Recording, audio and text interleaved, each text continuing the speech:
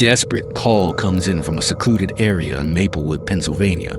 The caller's voice trembles with panic as they describe a horrifying scene. Blood everywhere, a body slumped over the steering wheel of a black sedan, a chilling message scrawled on the dashboard in crimson ink. The dispatcher tries to keep the caller calm, but fear grips their voice as the scene unfolds before their eyes. It is a crime that will shake this quiet town to its core. Officers stand in stunned silence as they take in the gruesome discovery. This is no ordinary homicide. What they are about to unravel is a web of deception, greed, and revenge that have been brewing beneath the surface for years. Maplewood, Pennsylvania, had always been a place of safety and familiarity. Picturesque suburb where doors were left unlocked and neighbors greeted each other by name. But in October 2018, that sense of security was shattered forever. At the center of this tragedy was Jason Turner, a man seemingly without enemies. A respected accountant, a devoted husband, and a loving father of two, Jason had built a life that many envied. He was financially stable, well-liked in the community, and had no known history of trouble. But beneath the surface, secrets festered. The last known sighting of Jason was at 7:45 p.m. on October 15th. Surveillance cameras captured him leaving his office, his face illuminated by the glow of his phone as he sent a brief message to his wife. Heading home now. Nothing seemed out of the ordinary. He stopped at a gas station, purchased a bottle of water, and then vanished. When officers arrived at the crime scene later that night, they found Jason's body slumped over in his car, his throat slit with precision. The message, "No more lies," was written in what appeared to be his own blood on the dashboard. There were no signs of forced entry, no immediate evidence of a robbery. It was a killing that felt deeply personal. But why? And who would want Jason dead? Jason's autopsy revealed a chilling detail. There were no defensive wounds. He hadn't fought back. Investigators speculated that he might have known his killer, that he may have trusted him enough to let his guard down. A deeper analysis of the crime scene revealed another cryptic clue, a small torn piece of a business card clutched in Jason's hand. Detectives scoured his phone records, tracing his last communications. A number repeatedly appeared in his call logs, one that wasn't saved in his contacts. It belonged to an unregistered burner phone. Whoever owned it had been in frequent communication with Jason in the weeks leading up to his death. Meanwhile, detectives uncovered another startling revelation. Jason had been withdrawing large sums of money over the past 6 months. Nearly $50,000 had disappeared from his accounts, transferred in small, incremental amounts. But to whom? And for what purpose? With each new piece of information, the case grew murkier. It became clear that Jason had been hiding something big enough to get him killed. The investigation took an unexpected turn when a forensic sweep of Jason's office computer uncovered deleted files, evidence of fraudulent financial activity. Jason, the trusted accountant, had been involved in an elaborate embezzlement scheme. For years, he had been funneling money from unsuspecting clients into hidden accounts, covering his tracks with meticulous precision. But had someone found out? As investigators dug deeper, they uncovered a long paper trail leading to an unlikely figure, Darren Cole, a former business partner who had spent years behind bars for financial crimes. Jason had testified against him in court, a move that had led to Darren's conviction. Upon his release, Darren had seemingly disappeared, but now his name surfaced once more. The search for Darren intensified. As detectives pieced together Jason's last moments, they discovered something even more disturbing. Witnesses at the gas station remembered seeing Jason arguing with a woman shortly before he vanished. A closer look at security footage revealed her identity, Emily Rhodes, Jason's former secretary. Emily had left her job abruptly a year earlier, citing personal reasons, but the timing coincided with Jason's fraudulent activities. Had she discovered the truth? Investigators tracked her down, questioning her relentlessly. She denied any involvement, but admitted to confronting Jason about money he owed her. She had been one of his victims. It was a tangled mess of betrayals and deceptions, and at the heart of it was Jason Turner. The pressure on detectives intensified when Darren Cole was finally located in a rundown motel on the outskirts of the city. His arrest was swift and brutal. In his possession, they found damning evidence, a burner phone that matched the number in Jason's call logs and financial statements, linking him to the missing money.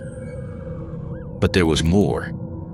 Forensic evidence from Jason's car revealed skin cells beneath his fingernails, a match to Darren. The confrontation had turned deadly. Darren eventually confessed. He had learned of Jason's crimes and wanted revenge. He had demanded repayment, but Jason had refused. Their argument had escalated into violence, and in a fit of rage, Darren had killed the man he blamed for ruining his life. The message on the dashboard had been his final warning, a sinister epitaph for a man who had lived a double life. On April 2nd, 2019, Darren Cole was sentenced to 25 years to life. Justice had been served, but the town of Maplewood was left reeling. Jason Turner had been a pillar of the community, but in death, his carefully constructed facade crumbled, exposing the truth. The Jason Turner case serves as a chilling reminder that deception always carries a price. Beneath the surface of an ordinary life, secrets fester, and sometimes the past refuses to stay buried. As the town of Maplewood tried to move on, the questions lingered. How many others had fallen victim to Jason's schemes? And more hauntingly, if Darren hadn't killed him, would someone else have?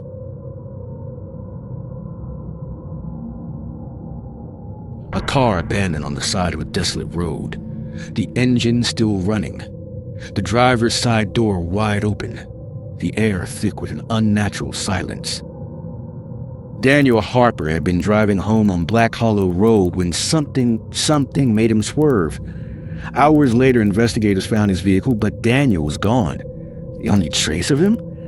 His cracked phone still recording a chilling, otherworldly sound. Was he the victim of a crime? A psychological break?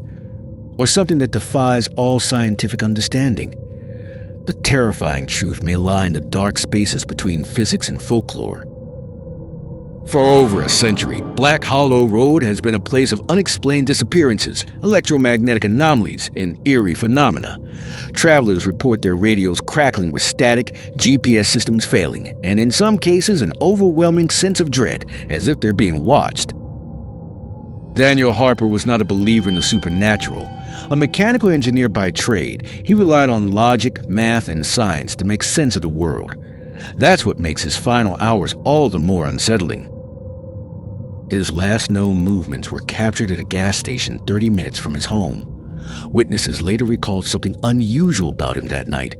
He appeared distracted, kept glancing at the sky, and when he got back into his car, he sat there for several minutes, not moving, just staring into the darkness.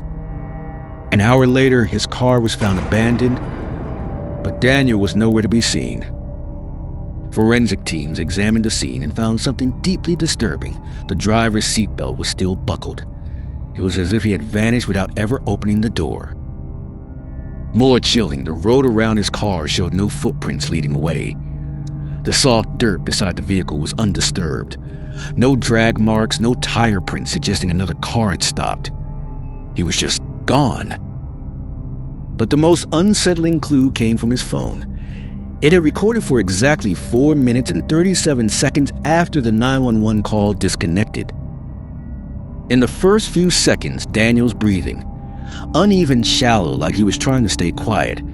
Then an odd, rhythmic clicking sound growing louder, almost like insects chittering in unison, but metallic, unnatural.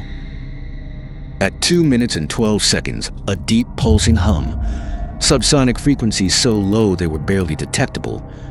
And then at 4 minutes and 30 seconds, a flash of static, followed by absolute silence.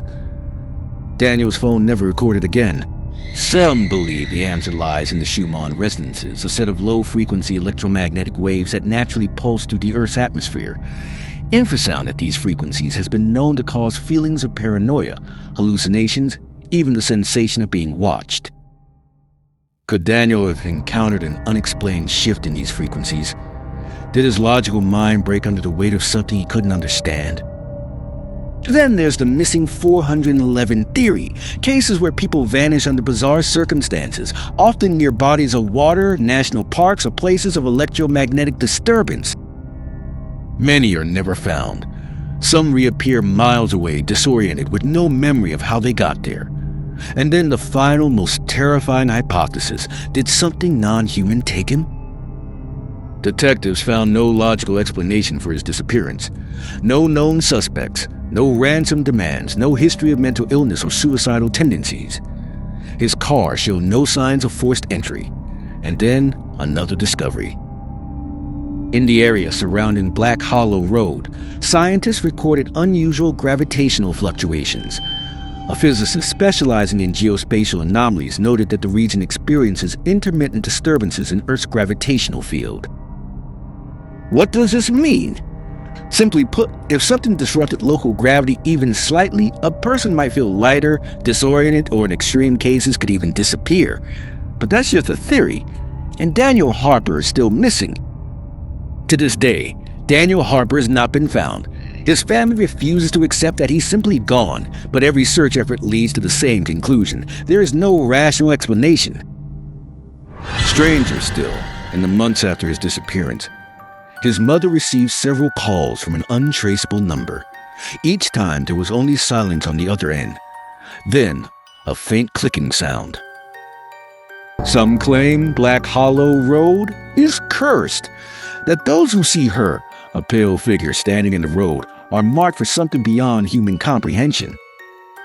Others believe Daniel stumbled upon something he was never meant to witness. And if that's the case, maybe it wasn't that he vanished. Maybe he was taken. Science has answers for many things, but what happened on Black Hollow Road challenges everything we understand about reality. Some places are simply wrong, where the rules of nature bend, where science falters, and where people vanish into the void, never to return. If you ever find yourself on a road like Black Hollow, keep driving, because some things out there are waiting